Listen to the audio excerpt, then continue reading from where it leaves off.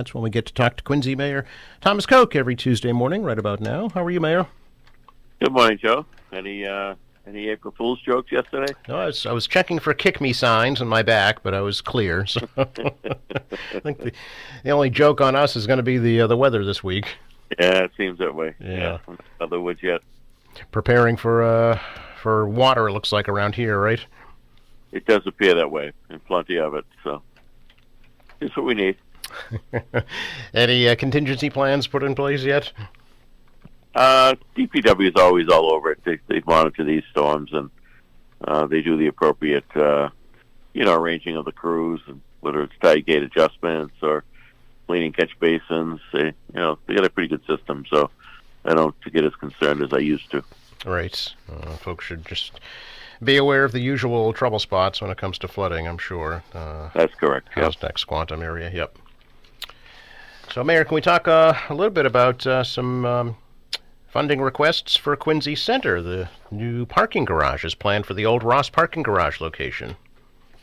Yes, and this goes back many years, Joe. A number of years ago when we first developed a plan for the downtown, we talked about a number of parking garages to really handle the additional need as we develop the downtown. And, of course, the next couple of projects that we've talked about before the planning board, one is the medical center that is being built by Foxrock that's going to be run by Beth Israel Milton, and that will require necessary parking for patients and the public to use that facility. And on the other side, the south side of the bridge, Atlantic Development has proposed a number of apartments, a Trader Joe's, a bank, a coffee shop on that side, and that will include a garage to handle that development. But additionally, both garages will be able to handle additional development as it occurs along Hancock Street corridor. That would be the frontage, and then the backside would be McConville Way. So some of those facilities would be able to use these garages as well. So, you got the Kilroy, which we did a number of years ago, and then on the north and south side of the bridge, we have these two additional garages, and that should meet the demand of the future development in the downtown. So it's strategic and it's appropriate. I know that we've asked for a certain number, but we are working to try to get state and federal dollars to offset some of those costs. So we're hoping we don't need to borrow that much money, but that is the appropriation request. Much like we do for schools, Joe, we go for the total amount of the cost of the project, but we never borrow that total amount because we get reimbursement from the school building authority of the state. And that's kind of the idea here, that we will be able to get some either reimbursement or direct assistance that's with one of the garages from some state program or federal program. Yeah, the total request $157 million. But would revenue from the new development also be put toward that cost? That's correct, yes. That's been the DIF model. So the district improvement financing, as we build out public infrastructure, the new value that comes out of that in the district, we then pledge towards the paying down of the infrastructure.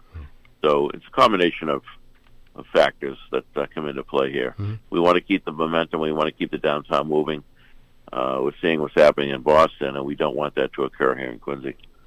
And would these be owned by the city, these new garages? Yes, they would. Okay, and then the city would collect parking revenue from those? That's the idea, yes. I see. Yep. Very good. Also curious about the plan to expand the district, the revitalization district, specifically or across Bergen Parkway, basically, to the Star Market, Grossman's Plaza location? That's correct, yes. It's definitely a natural expansion to the boundary. When we first developed these lines a number of years ago, we anticipated at some point that those would be added. We certainly didn't want to be overwhelming initially in the proposal and the optics of it, but it makes perfect sense.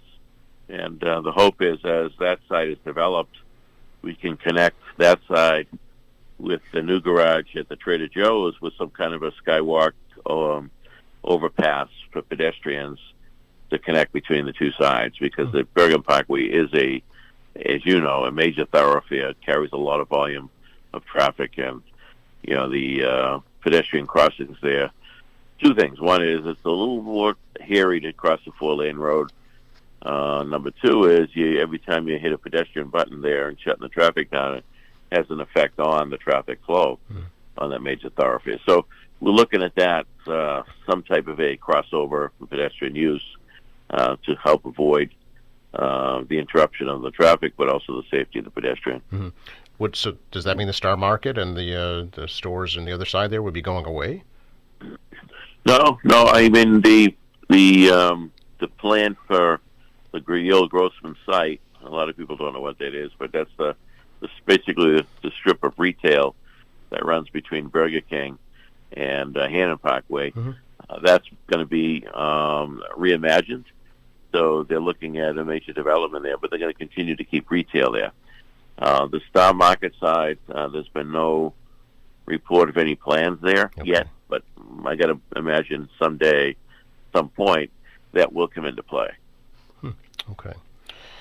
So would this be the last phase of the Quincy Center redevelopment project then? Well, it's certainly, I think in that direction, it's certainly the last phase for the definition of the urban redevelopment district line, the boundaries. Okay. To that end, any progress on the Wollaston urban redevelopment district?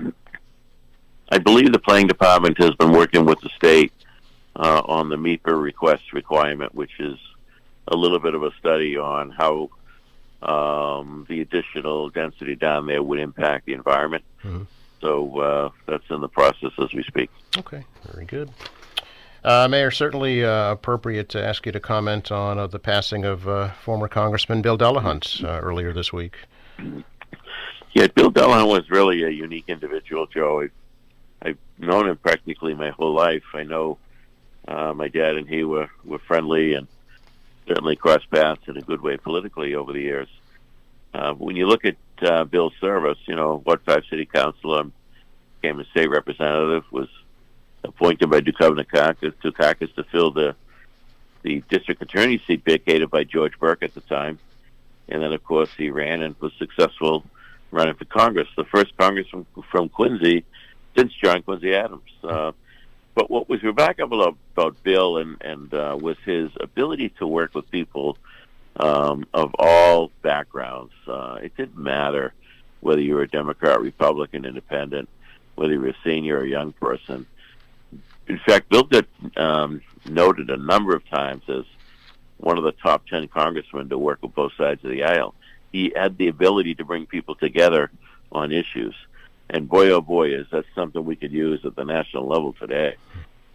He certainly was a proud Democrat. I'm not suggesting he didn't run as a Democrat. He certainly did. But he understood that, the issues to make a difference in the people of this country, you got to come together and find compromise, find common ground, and get there. So he was a unique guy that made a lot of contributions. I mean, he was really, when he was a district attorney, he really paved the way on the whole domestic violence issue. That was remarkable. It got national attention at the time, his work and leadership on that.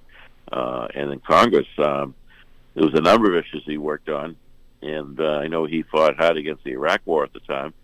But he was also very involved in the whole issue of visas and getting people from other nations the ability to get here in a legal way.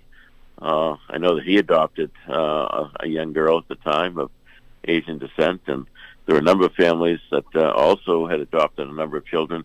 He paved the way to make that much easier, to make it legal, eliminate some of the bureaucracy, and really unite families in a beautiful way. So, I could go on and on. There was a number of issues that he contributed to that was pretty remarkable. And he was a good friend. He was a good mentor. I mean, he and I would, as you know, Joe, I'm a little bit more conservative, perhaps, and he and I would go at it from time to time in a fun way. I mean, you could really have a good time with him on whether it's on issues or certainly Quincy. I mean, he loved his native city, and he was a member of the board of directors from the Adams Presidential Center, and was, working hard with us to get to the point of building a facility. And I know that we'll miss him in so many different ways, and certainly my heart, my prayers go out to particularly his daughters, Kristen and Kara, his former wife Katie, and his friend Julie.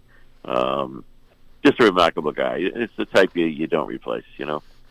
I many years ago visited Washington D.C. and Congressman took time out of his busy day to give me an in-depth tour of the Capitol, including the underground tunnels that connect all of the different office buildings. It was really interesting. So I appreciate him for that for sure. Yeah, quite a guy, and he'll certainly be missed. And I know he was a mentor to a lot of folks that entered public life, and he really was, again, a remarkable individual that he contributed to his community in a major way. He certainly contributed to the nation, and I think those stories will come out more and more in the coming days on his incredible contributions. So, but again, he was a friend. So tough loss for the city. Visiting hours this Friday, 2 to 7, at the Church of Presidents, the United First Parish Church, and then 11 o'clock funeral mass Saturday at St. Gregory's over in Dorchester. That's correct, yep. Appreciate your time, Mayor. Stay dry out there. Indeed. You too, Joe. Thank you. Take care. Bye-bye.